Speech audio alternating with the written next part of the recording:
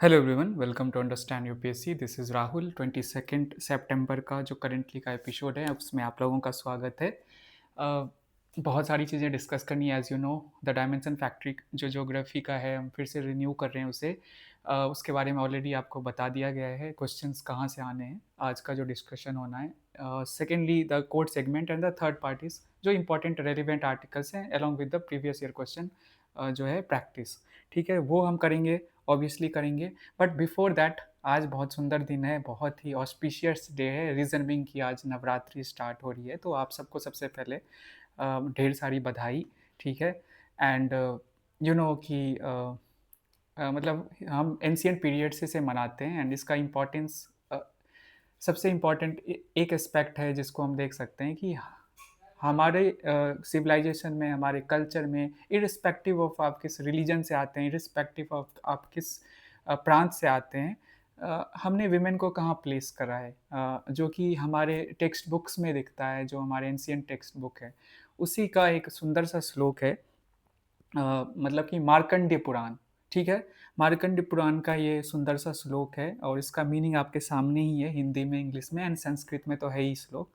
तो बहुत सारे इश्यूज़ हैं अनडाउटेडली, उस पे कोई मतलब कि मैं इस चीज़ को ऐसा नहीं है कि एक्सेप्ट नहीं कर रहा हूँ।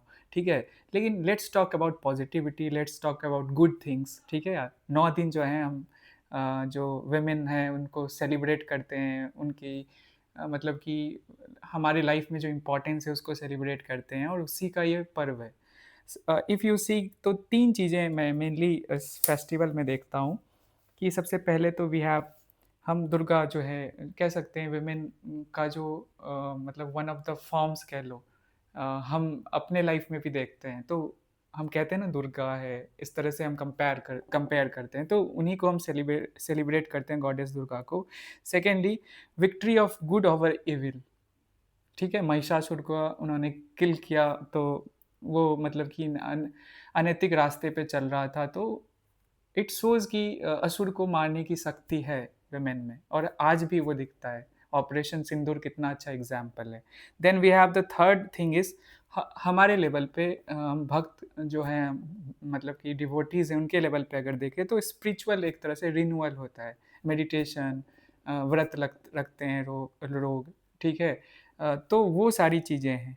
तो इस फेस्टिवल को, इस पर्व को हम लोग ना अपने यूपीएससी प्रिपरेशन से भी कनेक्ट कर सकते हैं। एंड जो लोग ऑलरेडी, जिन्होंने प्रिपरेशन कर रखी है, मतलब 1-2 अटेम्प्ट दे रखे हैं और वो अभी भी डिलेमा में हैं, या किसी भी वजह से कोई स्टेट पीसीएस का एग्ज़ाम दे रहे थे, तो उसकी वजह से अगर वो नहीं थे साइकिल में, तो मैं आज से कहूँगा कि आप लोग, नया बिगिनिंग है, नई स्टार्ट करो और आज से जो है दुर्गा पूजा का पहला दिन है, नवरात्रि का पहला दिन है, तो हम इस प्रोग्राम में आपके लिए इतनी सारी चीज़ें प्रोवाइड कराते हैं, तो आप लोग इसे देखो और अपने प्रिपरेशन को, खास करके 2026 अटेम्प्ट को इंश्योर करो कि answer writing, current affairs and essay के लिए जो मैं प्रिपेयर कराता हूँ, वो आपका इस प्रोग्राम को फॉलो करते हुए पूरा हो जाए। ठीक है?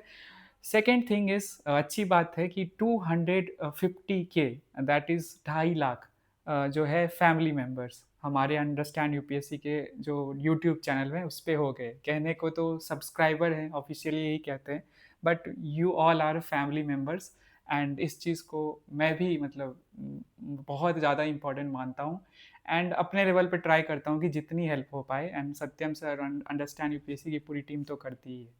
सो अ, ये जो श्लोक है, मैं इसे, आई डोंट नो, मेरी संस्कृत उतनी अच्छी नहीं है, 8th क्लास तक ही हमने पढ़ी थी, बट मैं इसे रिसाइट करना चाहता हूँ, इसकी इम्पोर्टेंस है। ठीक है? ये मार्कंडेय पुराण से लिया गया है, दुर्गा सप्ती आप लोग जानते ही होंगे। अतुलम तत्र ततेजः सर्वदेव शरीरीजम् एकस्थं तद्भुनारि व्याप्तलोकत्रयं त्विषा। क्या मतलब इसका इंग्लिश में है, ही हिंदी में मैं बताना चाहूँगा कि सभी देवताओं से उत्पन्न हुआ और तीनों लोकों में व्याप्त वह अतुल्य तेज जब एकत्रित हुआ, तब वो नारी बना। ये है प्लेस। जो भी इश्यूज़ हैं उसको एक्सेप्ट करते हैं, but we have placed women here, हम वर्शिप करते हैं। एंड दुर्गा पूजा से अच्छा एग्जाम्पल क्या हो सकता है? ठीक है? अगेन आई वुड से कि पॉजिटिविटी जो है ना, ग्रोथ, जो प्रोस्पेक्ट है उस पे हम बात करते हैं, अच्छी चीज़ों पे बात करते हैं। ठीक है? और इस आप किसी भी रिलीजन से हो, किसी भी प्रांत से हो, हम सब इस चीज़ को एक्सेप्ट करते हैं। हम सब चाहते हैं कि लाइफ में जो है विमेन की जो पोजीशन है अभी जैसी है उससे और बेटर हो, ठीक है? और हमारी हिस्टोरिकल जो टेक्स्ट है या हमारी जो रिलीजियस टेक्स्ट है वो देखो कहाँ मतलब प्लेस कर रखा है, मतलब कितना ऊपर दर्जा दे रखा है। तो उसको हम सोसाइटल लेवल पे, इकोनॉमिकल लेवल पे या पॉलिटिकल लेवल पे हमें ये लाना चाहिए, ठीक है? सीखना चाहिए कि 2000 साल पहले या 1500 साल पहले कहाँ प्लेस कर रखा था, ठीक है? So this is it. हम आते हैं हमारे कोट सेगमेंट पे। लेट अस गो। मैंने एक कोट दिया था आप लोगों को।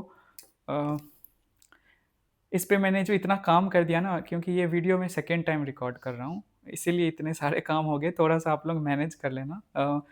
सो forest precedes civilisation and deserts follow them.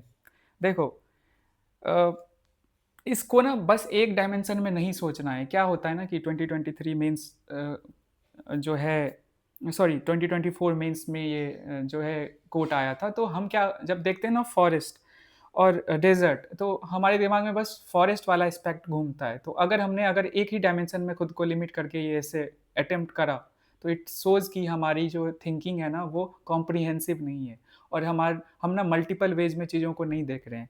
तो ये आपका चेक करने का बेस्ट ऐसे है कि आप एक ही चीज़ तो नहीं सोच रहे हैं इस कोट को पढ़ने के बाद। बस फॉरेस्ट, इकोलॉजी, क्लाइमेट चेंज वहीं तक तो सीमित नहीं है ना, ठीक है? So let us start.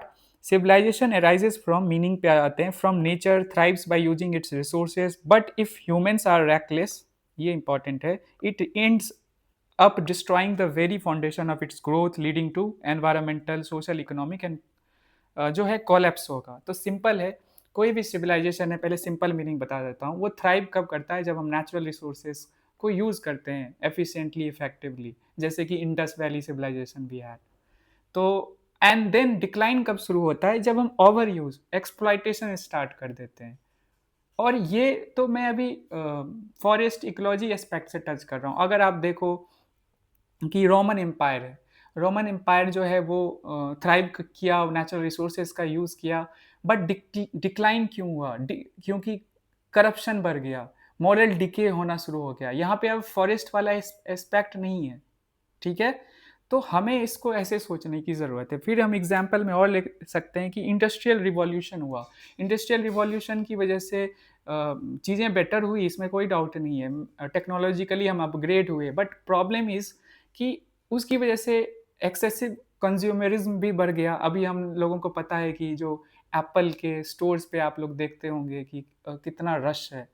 तो वो एक बहुत अच्छा एग्जाम्पल है शो करने का। ऑल्दो एप्पल के प्रोडक्ट्स अच्छे होते हैं, उसमें कोई डाउट नहीं है, बट फिर भी जिस तरह से मतलब भीड़ है, मारा-मारी है, इट शोज़ कि कंज्यूमरिज़्म किस लेवल पे चला गया। Then the third thing is uh, तो इंडस्ट्रियल रिवॉल्यूशन की वजह से क्या चीज़ें हुई, कंज्यूमरिज़्म बढ़ी, वर्कर्स का एक्सप्लॉइटेशन बढ़ गया, मतलब एथिकल एस्पेक्ट से इसको सोचिए आप। इनइक्वालिटी बढ़ गई, सोसाइटल लेवल पे भी देख सकते हैं, सोशियो इकोनॉमिक लेवल पे। Then we have the third example में ट्रेडिशनल, मतलब मैं आर्ट से इसको कनेक्ट किया हूँ ये वाला, कि इसमें ये है कि जैसे आप सिविलाइजेशन में क्या होते हैं, चीज़ें आप डिस्कवर करते हो या इन्वेंट करते हो या आप उसको डेवलप करते हो और वो इवॉल्व होता है ओवर द ईयर्स। जैसे कि आर्ट फॉर्म्स है, म्यूज़िक है, हमारा जो स्कल्पचर्स हम बनाते हैं, आर्किटेक्चर जो है, बहुत सारी चीज़ें हैं। लेकिन अगर हम उसको देखना बंद कर दें, ठीक है? हम इसको इग्नोर करना शुरू करें और किसी और चीज़ को ही बस मानें, जैसे फॉर एग्ज़ाम्पल वेस्टर्नाइज़ेशन में हिप हॉप डांस जो है बस उसी को कंसीडर करे हर इंडियन, तो क्या होगा? हम अपने जो मतलब हमारे जो फ़ोरफ़ादर्स ने इसको डेवलप करा है, उसको हम उसका डिक्लाइन होना तय है और वो दिखता है भी, हेरिटेज का जो लॉस है हमें दिखता है ना, डिक्लाइन हो रहा है, हम नेग्लेक्ट कर रहे हैं। पर्सनल लेवल पे भी देख सकते हैं। पर्सनल लेवल पे कैसे जा सकते हैं कि हम जब अपने आप को इंट्रोस्पेक्ट नहीं करेंगे, हमारी जब जो है ना स्पिरिचुअल ग्रोथ नहीं होगी, तो हमारा डिक्लाइन होना तय है। तो एक तरफ तो हम ग्रो कर रहे हैं, मतलब अगर बचपन से अगर लाइफ साइकिल देखो तो ग्रो करते हैं, फिजिकली स्ट्रांग होते हैं। अगर हम मेंटली खुद को नहीं जो स्पिरिचुअल ग्रोथ नहीं होगा, मेंटल ग्रोथ नहीं होगा, तो हमारा डिक्लाइन होना तय है। फिजिकल हर एस्पेक्ट से सोचो। तो इसमें इंपॉर्टेंट 3 कीवर्ड्स लगे, forest, civilisation and desert. Forest में सिंपल देखो, नेचुरल वेल्थ से हम इसको कनेक्ट कर सकते हैं, फर्टिलिटी से कनेक्ट कर सकते हैं, एबंडेंस से कनेक्ट कर सकते हैं, नॉलेज से कर सकते हैं, जैसा कि मैंने अभी एग्जांपल दिया। एंड देन पर्सनल लेवल पे state of introspection, spiritual growth को हम सोच सकते हैं। देन वी हैव सिविलाइजेशन, इसका मतलब तो सिंपल है, बट इसको हम कनेक्ट कर सकते हैं ह्यूमन प्रोग्रेस से, कोडिफाइड नॉलेज से, ऑर्गेनाइज कल्चर से, ठीक है। और भी इंटरप्रिटेशन हो सकते हैं। देन डेजर्ट्स मतलब कि डिक्लाइन से, मतलब टू बी प्रिसाइज कह लो, रिसोर्स का डिप्लीशन, इकोलॉजिकल कोलैप्स होना, अनसस्टेनेबिलिटी होना। तो मतलब फॉरेस्ट का डिक्लाइन से हम इसको कनेक्ट कर सकते हैं अदर लाइफ के एस्पेक्ट्स में। यही इस ऐसे का सार है, ठीक है। कल के लिए ऐसे मैं देता हूँ। 2023 का पहला एशे है, मतलब जो मैंने चूज किया है कि thinking is like a game, it does not begin unless there is a opposite team. मैंने 2023 का मीन्स दिया है, तो मुझे पता है कि ये कितना ज़्यादा मतलब कि इस पे डिस्कशन हो रहा था कि कैसे इसको जो है मतलब कि अटेम्प्ट करना था, ठीक है। तो मैं आप लोगों से एक्सपेक्ट करूँगा कि आप लोग कमेंट सेक्शन में इसको अटेम्प्ट करो, ठीक है। Okay, the second part is, second segment जो हमारा है, द डायमेंशन फैक्ट्री, जिसके बारे में ऑलरेडी मैंने बता दिया है। एंड एक चीज़ मुझे स्टार्ट करने से पहले कहनी है। द फर्स्ट थिंग इज कि यूपीएससी एग्जाम में दो चीज़ें होती हैं, प्रीलिम्स और मेंस दोनों लेवल पे देखना, खास करके मेंस को भी ध्यान में रखना। हमें टेक्स्ट बुक पढ़ने को बोला जाता है, और यही चीज़ हम 10th के जब बोर्ड दे रहे होते हैं वही करते हैं। और क्वेश्चन क्या होता है, स्ट्रेट फॉरवर्ड आता है, हम जो पढ़ते हैं, जो हमारा सोर्स है, वहीं से क्वेश्चन आ गया। और हमारी प्रिपरेशन बचपन से ऐसे ही हुई है, ठीक है। And then there is analytical aspect. आज का यूपीएससी का जो क्वेश्चन है, चाहे वो प्रीलिम्स का हो या मेंस का हो, ठीक है, प्रीलिम्स का हो या मेंस का हो, अब क्वेश्चन स्ट्रेट फॉरवर्ड नहीं आते जो आप टेक्स्ट बुक में पढ़ के आए हो। कोई भी, मतलब कोई नहीं तो most of the questions analytical aspect से आते हैं, जिसकी वजह से टफ हो गया है।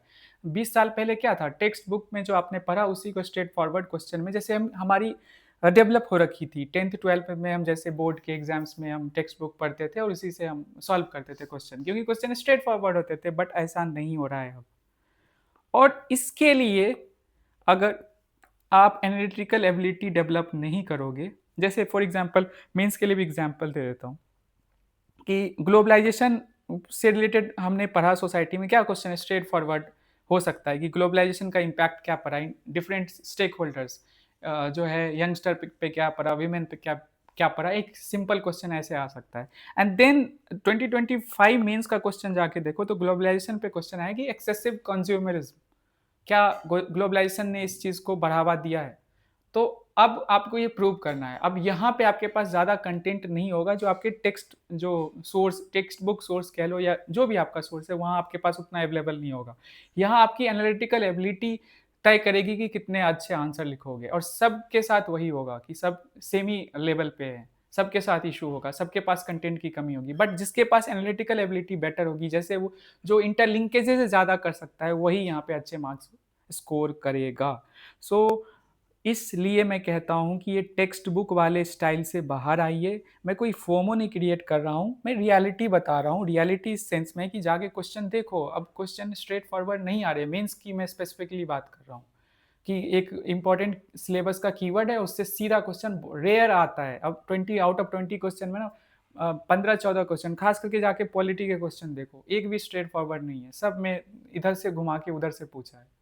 सो माई पॉइंट इज कि इसके लिए क्या हमारे पास सॉल्यूशन है, ब्रेनस्टॉर्मिंग, बैठ के सोचना, समझना कि हाँ इस तरीके से सोच के हम क्वेश्चन को सॉल्व कर सकते हैं, मतलब कि वो एबिलिटी डेवलप करना, और वही प्रैक्टिस यहाँ कर पा रहा हूँ। अब मुझे अपने प्रोग्राम की या इनिशिएटिव की तारीफ नहीं करनी है, बट आप लोगों को मेंटली ऐसे प्रिपेयर कराना है, तभी मैंने इतनी सारी चीज़ें इसमें इंट्रोड्यूस की है, ठीक है। व्यूअरशिप, ये सारी चीज़ें उतनी इंपॉर्टेंट नहीं है।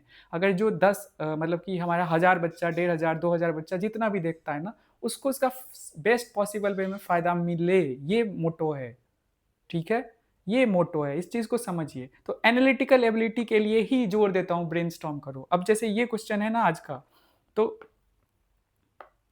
आज का जो ये क्वेश्चन है, just give me a minute, इसको पहले मिटा तो लूँ।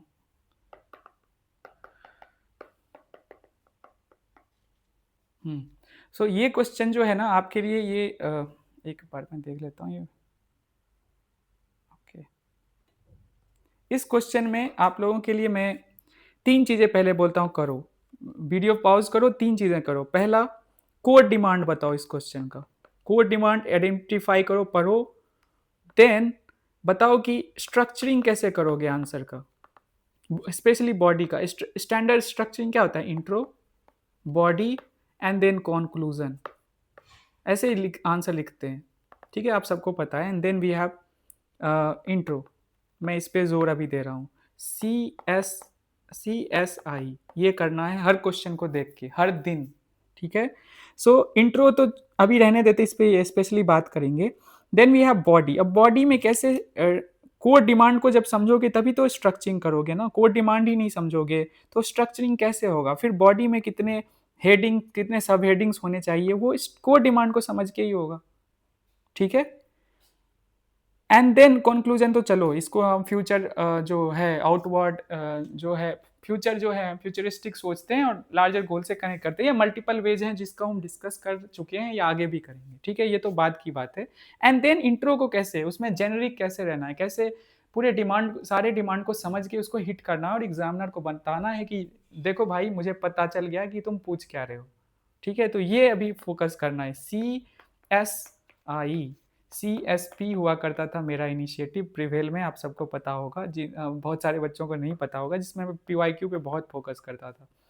तो वही उसी को मैं उठा के प्रीलिम्स में ले आया हूँ इधर। अब PYQ पे बहुत ज़्यादा फोकस करूँगा और प्रैक्टिस करवाऊँगा, और जहाँ मुझे ज़रूरत पड़ेगी ना कि मैं इंक्लूड करूँ क्वेश्चंस प्रैक्टिस के लिए अलग से, उस पर अगर PYQ नहीं आए स्ट्रेट फॉरवर्ड तो वो भी मैं इंक्लूड करूँगा। उसका एग्जाम्पल आपको आगे दिख जाएगा। सो let us start for this question कि पहले बताओ कोड डिमांड क्या है। पॉज करके 5 मिनट ब्रेनस्टॉर्म करो, बाद में आंसर लिख लेना, कोई बात नहीं, आंसर लिखने के लिए समय मिलेगा, पहले ब्रेनस्टॉर्म करना सीखो। तो कोड डिमांड क्या है देखो, पहले तो सबसे इंपॉर्टेंट है एक नेचुरल गैस है, becoming an important primary energy source and its consumption is projected to increase further, ठीक है। इंपॉर्टेंट प्राइमरी एनर्जी सोर्स और इसका कंजम्पशन फर्दर इंक्रीज करेगा। आइडेंटिफाई वेरियस यूसेजेस, ये सबसे इंपॉर्टेंट है, 1, and give a brief account for distribution globally 2। तो 2 core demand जो मुझे दिख रहा है जो मैं बॉडी में लाऊंगा, यूसेज पे and then second one is distribution पे, ग्लोबली हमें दिखाना है, ये कोर डिमांड है। बट अगर आप क्वेश्चन पढ़ो ना, natural gas has become an important primary energy source, तो ये भी हमें बताना पड़ेगा ना जब स्ट्रक्चरिंग करेंगे इंट्रो में या बॉडी में। एक छोटा सा हिडन डिमांड भी ये दिखा रहा है, और आपके पास 250 वर्ड्स है, मतलब मैं बता देता हूँ कि आपके पास स्पेस की कमी नहीं है, 15 मार्कर है, और ऑल इंडिया रैंक 1 ने इसको अटेम्प्ट किया है, मैं दिखाऊंगा उनका भी answer. So introduction, then body में एक पहले हम हिडन डिमांड से स्टार्ट कर सकते हैं। क्या कर सकते हैं कि दैट इज क्यों ये इंपॉर्टेंट है और इसकी जो है कंजम्पशन क्यों बढ़ रही है, मतलब इंक्रीज करेगी फर्दर आगे आगे के ईयर्स में, ठीक है। तो इंपॉर्टेंस प्लस ये पहला कोड, मतलब कोड डिमांड जो है हमारा A B है जो हमको पता है, बट यह इसको भी हम ऐड करने की कोशिश करेंगे, हमारे पास स्पेस है। तो इंपॉर्टेंस प्लस डिमांड में जो इंक्रीज होने वाला है ये हमें दिखाना है, और ये डायरेक्टली पूछा नहीं है, ये सीधा बता दिया है, बट हमें दिखाना पड़ेगा, और यही आपको टॉपर्स की कॉपीज में सीखने को मिलता है, आगे और मिलेगा, दिखाऊंगा।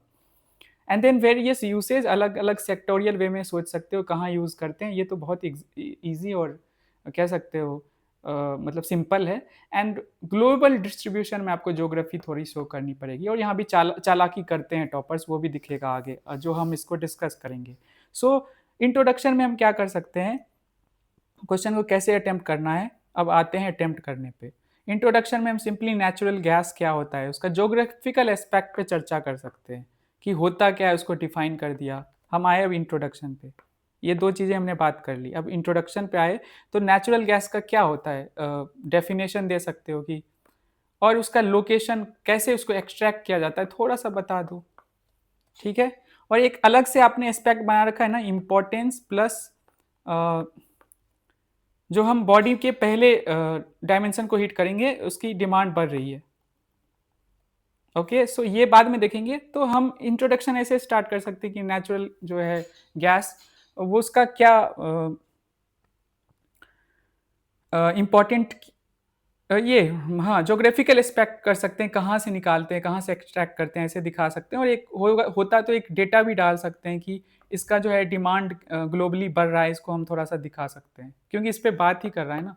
तो ऐसे कनेक्ट कर सकते हो, बहुत बेसिक है, इतना आपको समझ आ गया होगा। अब इम्पोर्टेंस या डिमांड में हम क्या बात कर सकते हैं, 2-3 चीज़ें हैं कि क्यों इसका इम्पोर्टेंस या डिमांड बढ़ रहा है, उसका रीज़न क्या है? मतलब इम्पोर्टेंट है तभी तो डिमांड बढ़ रहा है, इस दोनों को ऐसे भी हम देख सकते हैं। एक हेडिंग बना के। अब इम्पोर्टेंस इस एस्पेक्ट में हम देख सकते हैं कि क्लीनर सोर्स होता है। अभी हम जब डिस्कस करते हैं क्लाइमेट चेंज की, CO2 एमिशन की या other green house gas emission की या पॉल्यूशन की, तो ऑयल जो या कोल है उसके कंपैरिजन में कम CO2 एमिशन होता है। फिर दूसरा है कि हम एनर्जी सिक्योरिटी को हर कंट्री ना डाइवर्स करना चाहता है, वो लिमिटेड नहीं रहना चाहता है कि बस ऑयल पे वो डिपेंड रहे, कोल पे रहे, या रेनेबल एनर्जी अभी जो है डेवलप हो रहा है, बट अभी इतना ज़्यादा नहीं डेवलप हुआ है कि कंप्लीटली कोई यूज़ करना स्टार्ट कर दे कोई कंट्री। तो यू नीड ऐसा सोर्स जो कम एमिशन करे और डाइवर्सिफाइड भी हो आपका एनर्जी मिक्स। समझते हो ना एनर्जी मिक्स, कि आप क्या कौन कौन से सोर्स यूज़ करते हो अपने एनर्जी जो कंजम्पशन कर रहे हो एक कंट्री में। Then we have second third thing हम दिखा सकते हैं कि इकोनॉमिक एस्पेक्ट इसका, ये चीपर है ऑयल के कंपैरिजन में, सस्ता है, तो हर कोई इसको खरीदना चाहेगा। Okay, and then we have the next thing is कि एक ट्रांजिशनल फ्यूल है, मतलब कि ऑयल कोल से हम बढ़ रहे हैं टुवर्ड्स रेनेबल सोर्सेज, बट बीच में हमें एक चाहिए सोर्स, डायरेक्टली हम नहीं जंप कर पाएंगे, तो हमें यहाँ पे ट्रांजिशनल रोल जो है वो प्ले करता है नेचुरल गैस। ठीक है, एंड देन हम आएंगे यूसेज पे, जो कि सबसे इम्पोर्टेंट कोड दो जो डिमांड्स है उसमें पहला है, और यूसेज आप बहुत तरीके से दिखा सकते हो। इलेक्ट्रिसिटी ये प्रोडक्शन में हम शो कर सकते हैं, हम इसको शो कर सकते हैं कि इंडस्ट्रियल यूज़ जो होता है नेचुरल गैस का फर्टिलाइजर इंडस्ट्री में, इस तरह से शो कर सकते हैं। देन हम तीसरे सेक्टर में जा सकते हैं, जैसे डोमेस्टिक लेवल पे जो इसको यूज़ किया जाता है कुकिंग के लिए या कॉमर्शियल पर्पज़ के लिए जो कुकिंग किया जाता है, वहाँ भी हम इसको एज अ फ्यूल यूज़ करते हैं। देन वी कैन शो कि क्या बोलते हैं कि जैसे फॉर एग्जांपल ट्रांसपोर्टेशन में नेचुरल गैस का यूज़ किया जाता है।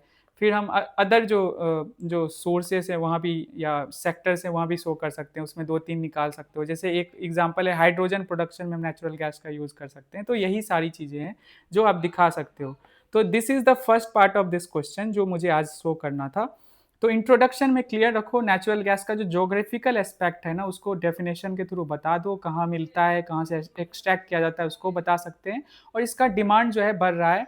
आईईए का कोई रिपोर्ट है उसको आप कोट कर सकते हो, या आप इंडिया में जो हमने कुछ टारगेट कर रखा है, जैसे 2030 तक हमने 15% का टारगेट कर रखा है कि नेचुरल गैस हम यूज़ करेंगे, तो इन सबको आप दिखा सकते हो। Then you can jump into the hidden demand, that is importance, या जो इसका डिमांड जो है बढ़ने का रीज़न क्या है वो बताएंगे 3-4 पॉइंट्स में। देन डायरेक्ट जो है कोर डिमांड पे आएंगे और हिट करेंगे। ठीक है, हम आते हैं शुभम कुमार सर की कॉपी पे। तो इन्होंने क्या किया है, देखो इन्होंने natural gas refers to mixture of methane gas बताया है विथ कार्बन जो कार्बन मोनोऑक्साइड है, carbon dioxide with same amount of hydrogen and other hydrocarbon. मतलब एक जोग्राफिकल एस्पेक्ट से या डेफिनेशन ये दे रहे हैं। फिर इन्होंने क्या किया कि it occurs naturally under rock. अब जोग्राफिकल एस्पेक्ट को टच कर रहे हैं सीधा, कहाँ इसका प्लेसमेंट होता है, रॉक सबसे इसको कनेक्ट किया जा रहा है, मतलब नियर टू कोल और पेट्रोलियम ऑयल रिजर्व्स। देखो इनका इंट्रोडक्शन कितना बड़ा हो गया, कोई दिक्कत नहीं है, और यही इंट्रोडक्शन में ही इन्होंने डायग्राम यूज कर दिया, मतलब लोकेशन कहाँ होता है नेचुरल गैस का, ये देखो कितना सुंदर प्रेजेंटेशन है, कैसे कोई नंबर इनको नहीं देगा। ठीक है, AIR 2020।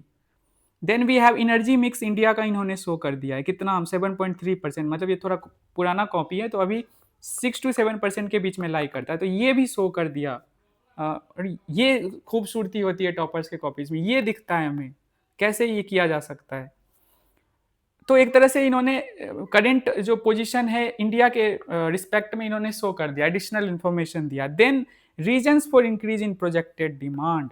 अब देखो यहाँ जो डेटा है इन्होंने क्या किया, इसी इंट्रोडक्शन में दिखाया तीसरा पॉइंट बना के कि India is world third largest consumer of energy natural gas. देखो ट्रेडिशनल तरीका जो इंट्रोडक्शन का है उससे ये अलग है, नोटिस करो। और ज़रूरी नहीं है कि एक ही फॉर्मेट में आंसर लिखो, ये भी ये बता रहे हैं अपने आंसर से। और वो इलेक्ट्रिसिटी कंजम्पशन में होता है, ये 3-4 इंपॉर्टेंस इन्होंने बता दिया। Natural gas is cheaper alternative and cost of extraction भी कम होता है। इसकी वजह से इन्होंने क्या किया, देखो प्रेजेंटेशन देखो, इकोनॉमिकली वाइबल हो गया एंड प्रॉफिटेबल हो गया। एंड देन देखो कम स्पेस को कैसे यूज किया चालाकी से, प्राइवेट सेक्टर विल इन्वेस्ट, इसीलिए इसकी इंपॉर्टेंस या कोर डिमांड बढ़ रही है। एंड देन वेरियस यूसेज, अब देखो यहाँ पे एक्सप्लेन ज्यादा नहीं किया, इलेक्ट्रिसिटी लिख दिया, फर्टिलाइजर लिख दिया और केमिकल इंडस्ट्री में, मतलब कि इसको एक तरह से इंडस्ट्रियल पर्पस के लिए 3 चीजें दिखा दी। फिर उसके बाद सेकेंड पॉइंट देखो, यूज इन व्हीकल्स, तो मोर क्लीनियर फ्यूल जो है हम डिस्कस कर चुके हैं, एनवायरमेंटली सस्टेनेबल है एंड चीपर है, ये भी दिखा दिया, इस चीज को इन्होंने शो किया। ठीक है, third thing is domestic level पे दिखाया, कुकिंग में हम इसको यूज कर सकते हैं। देखो क्लीनर, अगेन ये क्लाइमेट रिस्पेक्ट में, हेल्थ रिस्पेक्ट में चीजों को कनेक्ट कर रहे हैं। Natural gas grid tries to distribute gas to urban household, ठीक है। And then world life distribution, जिसको हम कल डिस्कस करेंगे, प्लस कंक्लूजन, अगर वे फॉरवर्ड भी होगा उसको भी हम देख लेंगे कि अगर हो सकता है, अगर स्पेस बचा तो हम उसको यूज कर लेंगे। So up till this you guys can see this, ठीक है। नाउ कम टू द मतलब कि आपको अब क्या करना है, 7 to 9 PM या 7 to 10 PM है आपके पास समय, आपको ये ब्रेनस्टॉर्म हुआ कॉपी प्लस आपने जो ब्रेनस्टॉर्म किया अभी, प्लस जो आपने आंसर लिखा है, प्लीज कोशिश करो ऑनेस्ट रहने का, मत लो उतना हेल्प, एक दो डेटा उठा लेना, पर हर चीज मत उठाओ, नहीं तो फिर कोई फायदा नहीं होगा इतनी मेहनत करने का। बस कॉपी अगर उतारना ही है इंटरनेट या एआई से तो कोई फायदा नहीं, ठीक है। एंड उसको 7 to 9 PM सबमिट करो। एंड आज से मैं वादा करता हूँ कि कम से कम 3 to 5 कॉपीज मैं डेफिनेटली एनी हाउ आप लोगों का रिव्यू करूंगा, ठीक है। स्टार्ट करते हैं हम आज का डेली न्यूज आर्टिकल्स, और ये इसका PDF आपको इस वीडियो के डिस्क्रिप्शन में लास्ट लिंक पे मिल जाएगा। और जो 2026 के लिए स्पेशल हमने ग्रुप बना रखा है जिसमें 17,000 के करीब बच्चे हैं, उस पर आप डायरेक्टली आ सकते हो, और इस ग्रुप के इस आइकन पे क्लिक करके, ठीक है, या इस ग्रुप इस वीडियो के डिस्क्रिप्शन में जो सेकेंड लिंक है उस पर भी क्लिक करके आप डायरेक्टली टेलीग्राम उस ग्रुप को ज्वाइन कर सकते हो। सो पहला है आर्टिकल H1B वीज़ा में, उस पर कुछ क्लैरिटी आई है, उसको हम डिस्कस करेंगे, ठीक है, और उससे रिलेटेड एक क्वेश्चन करेंगे। Then we have Taliban rule, जो है खास करके बागराम एयरबेस है, उसको डिस्कस करेंगे अच्छे से, उसका location, and previous year question जो आया है अफगानिस्तान के लोकेशन रिलेटेड, उसको डिस्कस करेंगे। Then we have the third article and that is MiG-21 जो फाइटर जेट है उसको रिटायर किया जा रहा है 6 डेकेड्स के बाद। हम देखेंगे 4th generation and 5th generation जो है फाइटर जेट्स में क्या डिफरेंस होता है, और जो इंपॉर्टेंट एयरक्राफ्ट्स हैं अक्रॉस द वर्ल्ड उसको भी देखेंगे, क्योंकि PYQ में पूछा है, इसीलिए मैंने इस आर्टिकल को इंक्लूड किया है, ठीक है। Then the fourth article is related to big bang से रिलेटेड है। अगेन ये बहुत इंपॉर्टेंट टॉपिक है, यूपीएससी का प्रीलिम्स में खास करके बहुत क्वेश्चन आए हैं। तो एस्ट्रोनॉमर ने कुछ डिस्कवरी नहीं की है ENTs की, जिसको अच्छे से हम समझने की कोशिश करेंगे कि है क्या है, और ये हिंदू के साइंस पेज में है। Then we have the age of Indian leaders has steadily risen, और ये मेंस इनरिचमेंट आर्टिकल का पार्ट है, और मैंने इसको इसलिए इंक्लूड किया है कि सोशियो इकोनॉमिक या डेमोग्राफिक प्रोफाइल से रिलेटेड जो हमारे लेजिस्लेटर्स हैं उससे रिलेटेड यूपीएससी ने मेंस में पॉलिटी में कई बार क्वेश्चन पूछे हैं। तो ये मेंस इनरिचमेंट वाला डेटा आप यूज़ कर सकते हो, जिसमें 18th लोकसभा में जो हमारे लेजिस्लेटर्स हैं, MPs हैं, उनका क्या एज है, एवरेज एज क्या है, उसी को इसमें दिखाया गया है। तो आप इसको अच्छे से यूज़ कर सकते हो। तो ठीक है, late us start. H1B visa जो है ना, उस पर कुछ क्लैरिटी आई है, इसको आप इंटरनेशनल रिलेशन से कनेक्ट कर सकते हो, इंडिया US रिलेशन से, या जो डायस्पोरा हैं उनका जो इश्यूज है, one of the issues face करता है खास करके USA में, उस पर हम उससे इस चीज़ को कनेक्ट कर सकते हैं। सो US प्रेसिडेंट डोनाल्ड ट्रंप ने रिसेंटली क्या किया था, H1B वीज़ा का फ़ी हाइक कर दिया, बोला कि 1 लाख $1 उनको लगेंगे।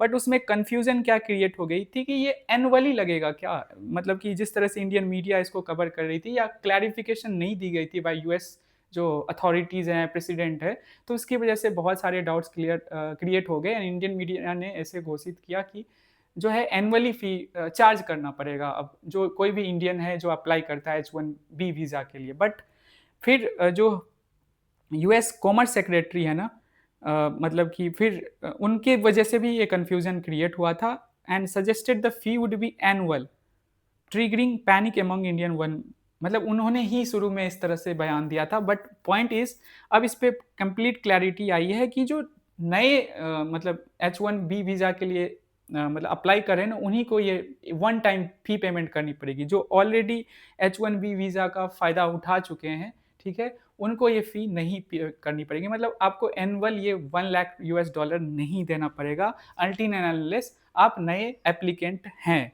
ठीक है? So those applying for renewals or who already hold valid visas are exempt. मतलब उन पे जो है ना कोई मतलब समझ रहे हो 1 लाख नहीं देना पड़ेगा $। This clarification eased fears as many Indian visa holders had rush to book last minute flights to US fearing extra cost उनको देना पड़ेगा री एंटरिंग के लिए। और अपोजिशन पार्टीज ने क्रिटिसाइज किया और मतलब कि बहुत सारी चीज़ें बोली गई। अगेन जो हमारी रिलेशन है जो ख़राब हो रही है उसी का एक अच्छा सा एग्जांपल है कि यूएस प्रेसिडेंट लगातार इंडिया पे प्रेशर डाल रहे हैं अलग अलग तरीके से, उसका ये बहुत अच्छा एग्जांपल है। देन वी हैव जो H-1B वीज़ा है ना, तो है क्या, इसके बारे में थोड़ा सा जान लेते हैं, उसके बाद और क्लैरिटी आएगी कि ये नॉन इमाइग्रेंट यूएस वीज़ा है।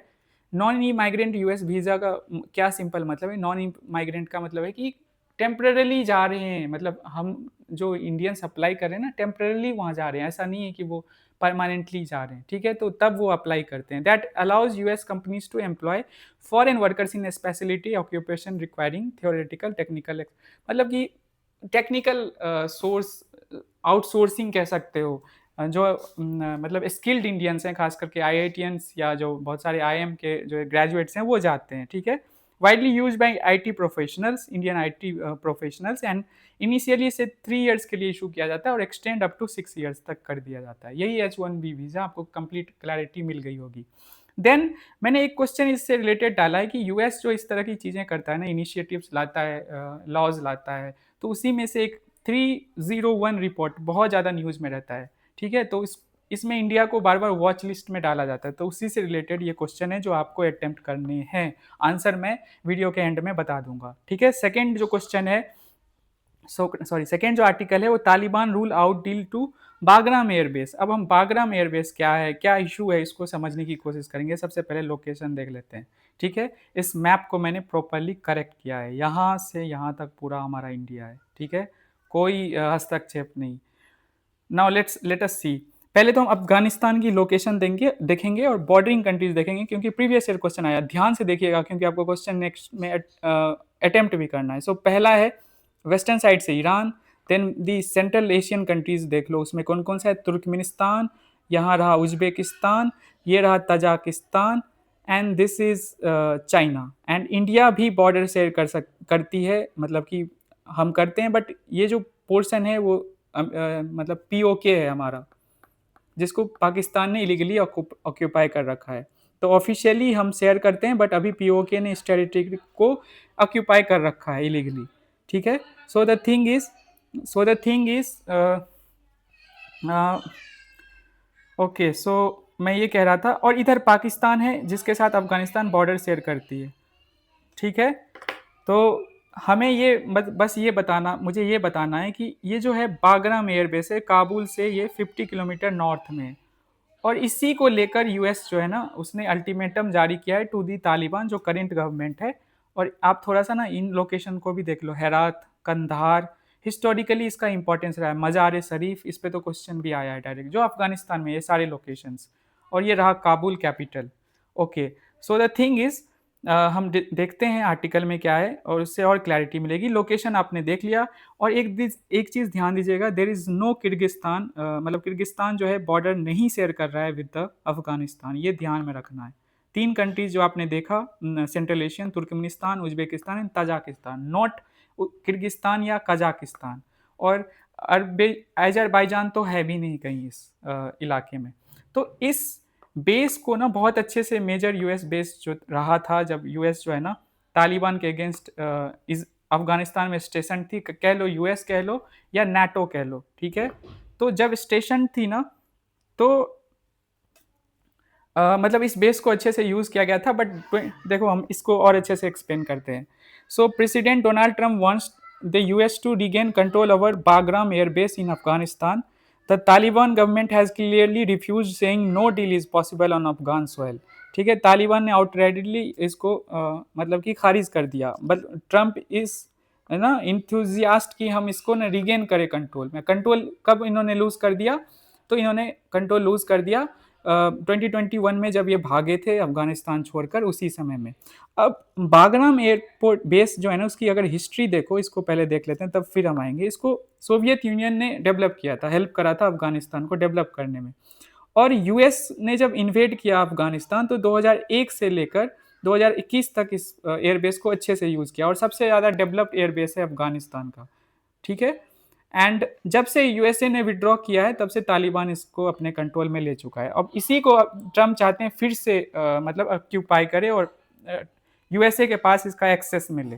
तो ट्रम्प ने धमकी भी दे दी कि punishment if Afghanistan does not return it, Afghanistan's defense ministry states that its independence and territorial integrity are most important. Trump has often criticized the US exit from Bagram, especially as the base is close to China. देखो इसका ना strategic importance भी है। Location about 50 kilometre of Kabul Afghanistan. Importance ये है कि largest US military base in Afghanistan, ठीक है। वॉर में बहुत इंपॉर्टेंट रोल रहा है। It was the centre of America operations during the 20 year war against the Taliban, ठीक है।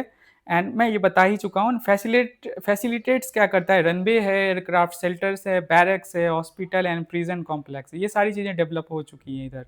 एंड स्ट्रैटेजिक वैल्यू तो बता दो, यूएस को एक्सेस मिल जाएगा, एक तो चाइना के करीब आ जाएगा, सेंट्रल एशिया में एक तरह से उसके करीब आ जाएगा। देखो, makes it geopolitically sensitive, symbol of US military power in Afghanistan, ठीक है। दो क्वेश्चन है जो आपको अटेम्प्ट करना है। पहला है कि कौन सी कंट्रीज अफगानिस्तान के साथ बॉर्डर शेयर करती है, 2022 का क्वेश्चन है, ठीक है। And then there is a question, वैसे इसमें बहुत सारे कंट्रीज का लोकेशन है, टाउन्स इन समटाइम्स न्यूज। तो मज़ार शरीफ पूछा था 2018 में, और ये अफगानिस्तान में है नहीं, पर आपको ये क्वेश्चन अटेम्प्ट करना, आता नहीं आता है ट्राई करो। दो ही सही है इसमें आउट ऑफ 4, तो आपको ये चूज करना है। Then let us come to the third article, and ये है अगेन डिफेंस से रिलेटेड, कह लो। फाइटर जेट्स जो हैं, जो MiG-21 है, इसको ना रिटायर किया जा रहा है after 6 decades of its service. अब हम इसको थोड़ा सा देख लेते हैं कि Indian air force will retire it's MiG-21 fighter jets on 26 September, nearly 60 years of service, inducted इन 1963। और ये इसको यूज़ किया जा रहा था 1965 वॉर में, 1971 वॉर में, मतलब कि तब से यूज़ किया गया। कारगिल, बालाकोट तक हमने किया। और आपको पता होगा कि अभिनंदन जो थे हमारे, इन्होंने पीछा किया था इसी एयरक्राफ्ट से, एंड उन्होंने मार गिराया था, ये बहुत बड़ी बात थी, F-16 2019 में।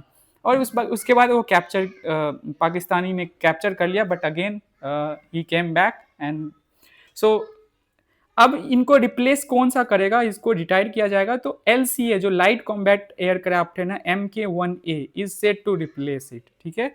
अब देखो क्वेश्चन, मैंने ये 4th जनरेशन और 5th जनरेशन वाली चीज़ें क्यों इंक्लूड की, उसका रीजन है कि 2024 में, मतलब इस 25 से 1 साल पहले इस पे क्वेश्चन आया था 5th जनरेशन फाइटर एयरक्राफ्ट। पहला है राफेल, दूसरा है MiG-29, एंड अभी MiG-21 हम पढ़ रहे हैं, एंड देन तेजस MK-1 अभी ये जो रिप्लेस करेगा।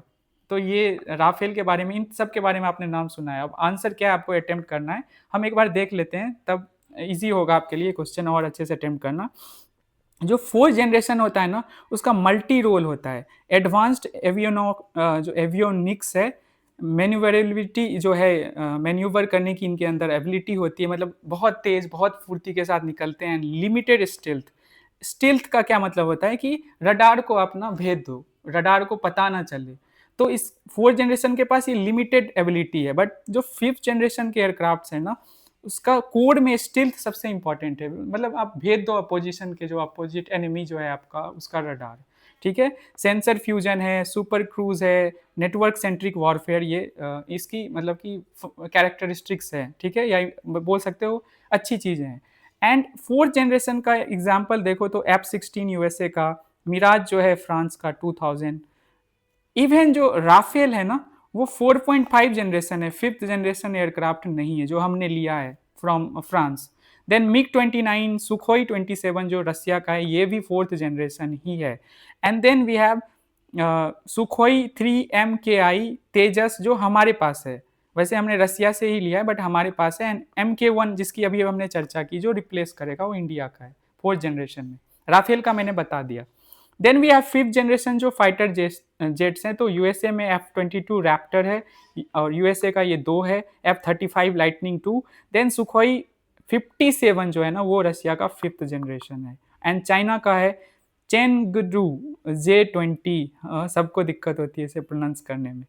एंड देन हम भी डेवलप कर रहे हैं जिसका AMCA नाम है, advanced medium combat aircraft. India जो इसको इस डेकेड के अंत तक जो है कंप्लीट कर लेगा। ठीक है, ये फिफ्थ जनरेशन एयरक्राफ्ट हैं। अब इस क्वेश्चन को आप अटेम्प्ट कीजिए, बहुत ईजी होगा आपके लिए। फोर्थ और सबसे इंपॉर्टेंट मतलब कह सकता हूँ, जितने भी आर्टिकल्स देखे हैं मुझे ये लगा, क्योंकि इसमें यूपीएससी प्रीलिम्स के लिए बहुत कुछ है, तो सिंपल है। This article discusses a groundbreaking discovery by astronomers who have identified a new class of cosmic explosion called ENT। ठीक है, बहुत सारे कॉस्मिक इवेंट्स होते हैं, उसमें एक नया क्लास ऑफ कॉस्मिक एक्सप्लोजन जो है एस्ट्रोनॉमर्स ने नोटिस की है, जिसका नाम है extremely non repeatable transients. Non repeatable, ये भी ध्यान देना। ठीक है, these events are more powerful and longer lasting than gamma ray burst. अब देखो गामा रे बर्स्ट क्या है कि एक मतलब कह सकते हो कॉस्मिक एक्टिविटी है, कॉस्मिक एक्सप्लोजन है, जो कि बहुत कम समय के लिए होता है। ठीक है, बट ये जो एक्सप्लोजन है ENT वाला, ये गामा रे बर्स्ट से ज़्यादा का होता है, मतलब ज़्यादा लॉन्गर लास्ट करता है, which were previously considered the most energetic. और गामा रे को माना जाता था कि सबसे ज़्यादा इनर्जेटिक एक्सप्लोजन होता है, तो उसी को ये रिप्लेस करेगा जो नया डिस्कवरी हुआ है। ENTs are believed to occur when supermassive black holes। अब इसको भी हम देखेंगे, मैं सब कुछ बताऊंगा, ब्लैक होल क्या होता है, सुपरमेसिव ब्लैक होल्स क्या होते हैं। देन ENTs को और अच्छे वे में डिस्कस करेंगे। ठीक है, और इसका सिग्निफिकेंस क्या होगा इस डिस्कवरी का, उसको देखेंगे। And then we have 2 more questions जो कि यूपीएससी प्रीलिम्स में पूछा गया है इसी से रिलेटेड। सो लेट अस सी कि ब्लैक होल पहले क्या होता है। अच्छा, ये देख रहे थे, तो supermassive black holes rip apart massive stars. जब बड़े स्टार्स को ब्रेक कर देता है ना, तब ये एक्सट्रीमली रेयर कॉस्मिक इवेंट जो है ENTs वाला वो दिखता है हमें। This discovery could help scientist better understand black holes. अब इसकी सिग्निफिकेंस भी है, एंड द अर्ली यूनिवर्स कैसे इवॉल्व हुई है, एंड एक्सट्रीम एस्ट्रोफिजिकल फेनोमेना। ठीक है, इसको समझते हैं। पहले ब्लैक होल क्या है, बहुत लोगों को पता ही होगा, नहीं पता है तो मैं बता देता हूँ कि a black hole is a region in space where gravity is so strong, gravitational pull इतना स्ट्रॉन्ग है ब्लैक होल में कि नॉट इवन लाइट, इतना स्पीड होता है लाइट का, वो भी उससे बच नहीं सकता है। ठीक है, फॉर्मेशन कैसे होता है कि most black hole from when very massive stars collapse under their own gravity at the end of. जब किसी स्टार का, देखो यूपीएससी का फेवरेट टॉपिक है स्टार का लाइफ साइकिल। प्रीलिम्स में एक थीम है जो लिख लेना, वैसे मैं अभी थीम्स लिखवा रहा हूँ ना, 2-3 मैं बता चुका हूँ। प्रियम्बल का बताया था, ठीक है, कल भी बताया था, कल कौन सा बताया था मुझे ध्यान में नहीं आ रहा है, तो मतलब कल मतलब सैटरडे। आज जो है मैं ये बता रहा हूँ स्टार वाला, उसके लाइफ साइकिल के बारे में आपको पता होनी चाहिए, और जो इंपॉर्टेंट इवेंट्स होते हैं उस पर यूपीएससी बार बार क्वेश्चन बनाता है। देखो इवेंट हॉरिजन पे भी बनाया है। सो फॉर्मेशन क्या होता है, most black holes form when the very massive stars collapse under their on gravity at the end of their. मतलब लाइफ साइकिल, अब एनर्जी खत्म हो गई ना, तो क्या होता है, वो ब्रेक जब करते हैं, मतलब खत्म जब होने लगते हैं, कोलैप्स जब करते हैं, तो उससे ब्लैक होल बनता है और उसकी ग्रेविटी बहुत हाई होती है। इवेंट हॉरिजन क्या है, इसी से related, the point of no return around a black hole, once something crosses it it can not escape. तो इवेंट हॉरिजन का यही मतलब है कि अगर एक पॉइंट पे ब्लैक होल के आसपास आप पहुंच गए कि आप वापस नहीं आ सकते हो, आप उसके बाद तो आप खत्म, मतलब आप ब्लैक होल के अंदर चला समा जाओगे। Then we have super massive black holes. क्या है ये, these are the largest type of black holes containing millions of billions of times of mass of our sun। मतलब बहुत बड़े साइज वाले ब्लैक होल्स जो हमारे सन के कंपैरिजन में, सन इतना बड़ा है ना, उससे बहुत ज़्यादा उसका मास होगा, millions and billions times of mass. तो यही है जो आपने देखा। इसका लोकेशन क्या है, found at the centres of most galaxies including our Milky Way. इसका जो पावर है, when matter like star falls into supermassive black hole it gets stretched and compressed, releasing huge amounts of energy in the form of radiation. अब ENTs क्या है, जो सबसे important है हमें समझना है, फॉर्म कैसे होता है ये भी हम देखेंगे। ठीक है, सो डेफिनेशन क्या है कि are ultra powerful cosmic explosions. हम एक्सप्लोजन्स पे फोकस कर रहे हैं। अभी हमने गामा वाला देखा था, गामा रे बर्स्ट था ना, यहाँ दिखाया मैंने, अच्छे से बताया आपको कि गामा रे बर्स्ट हमने डिस्कस किया, तो उसी तरीके का एक्सप्लोजन है, बट इसका कंपैरिजन हम देखेंगे गामा रे बर्स्ट के साथ। तो बहुत ज़्यादा एनर्जी रिलीज होती है एंड ओनली वंस एंड एक बार ही होती है, रिपीटेबल, इसीलिए इसका नाम नॉन रिपीटेबल है, जिस पे मैंने शुरू में बोला था फोकस करना, hence the name is non repeatable. अब ब्राइटनेस और पावर की बात की जाए इस इवेंट की, इस कॉस्मिक जो है एक्सप्लोजन की, तो brighter then gamma ray burst previously considered the most luminous explosion जो यूनिवर्स में होता है, गामा रे बर्स्ट को माना गया जाता था, can remain bright and visible for years unlike typical transient events. तो गामा रे बर्स्ट क्या होता है, शॉर्ट पीरियड के लिए होता है, बहुत तगड़ा एक्सप्लोजन होता है, लेकिन ये जो है ना लंबे पीरियड तक लॉन्ग लास्टिंग है, जो हम डिस्कस कर सकते हैं। पॉसिबल काउज क्या होता है, likely result from star being shredded, मतलब ब्रेक होना, कोई स्टार है वो ब्रेक हो गया बाय ए सुपरमेसिव। अब कोई स्टार जो है ना सुपरमेसिव ब्लैक होल के सामने आया, कैसे बनता है देख लो, ये एक्सप्लोजन कैसे होता है, कोई स्टार जो है ना सुपरमेसिव ब्लैक होल के सामने आया, तो उस वो इवेंट होरिजिन के आसपास आ गया कि अब वापस नहीं जा सकता है ब्लैक होल के, तो ब्लैक होल ना उसको अपने ग्रेविटेशनल पुल से ब्रेक कर देती है, तो उसकी वजह से जो एक्सप्लोजन होता है इसी को हम ईएनटी बोलते हैं। अब आपको और अच्छे से समझ आ गया होगा, ठीक है। सिग्निफिकेंस क्या है, ईएनटीज में be the most energetic event since the big bang, जब से बिग बैंग हुई ना, जब से हमारा ये यूनिवर्स, एक थ्योरी है ना कि जब से बना है, ठीक है, सोलर सिस्टम जो बना है, तो वो तब से अभी तक का सबसे बड़ा एक्सप्लोजन है, ठीक है। Help scientist study extreme black hole activity and early universe, इसके बारे में मदद करता है साइंटिस्ट को कि ब्लैक होल के बारे में और बेटर वे में पढ़ पाए और कैसे यूनिवर्स इवॉल्व हुआ है, बना है, उसके बारे में। और ये रेयर होता है एंड हार्ड टू डिटेक्ट होता है, बट हमारे पास अब इतनी टेक्नोलॉजी बेटर हो गई है ना कि हम इसको डिटेक्ट कर लेते हैं। Fifth question of the day and fourth question PYQ है, ये पहला क्वेश्चन PYQ नहीं था जो मैंने दिया था 301 रिपोर्ट वाला, बट वो आपके प्रीलिम्स के जो टेस्ट सीरीज देते हो ना कोचिंग वाले, वहाँ पे डेफिनेटली दिखेगा वो वाला रिपोर्ट, इसीलिए मैंने डाला है। तो recently scientist observe the merger of giant black holes billions of light years away from the earth, what is the significance of this? देखो ब्लैक होल टर्म डालोगे, इवेंट ओरिजिन डालोगे, सिंगुलैरिटी डालोगे, कितने सारे क्वेश्चन प्रीलिम्स के सामने आ जाएंगे। आपको इसको जो है मतलब कि अटेम्प्ट करना है। Fifth question, six question event origin अभी हमने पढ़ा था कि ऐसा पॉइंट है जहाँ से आप वापस नहीं आ सकते, और अगेन इवॉल्व जो लाइफ साइकिल होता है ना स्टार का, उससे रिलेटेड है ये, सिंगुलैरिटी, स्ट्रिंग थ्योरी, ये सारी स्टैंडर्ड मॉडल, ठीक है। इसको भी कभी कभी कभी होगा तो हम इसको और अच्छे से सारे पॉइंट्स को डिस्कस कर लेंगे, ठीक है।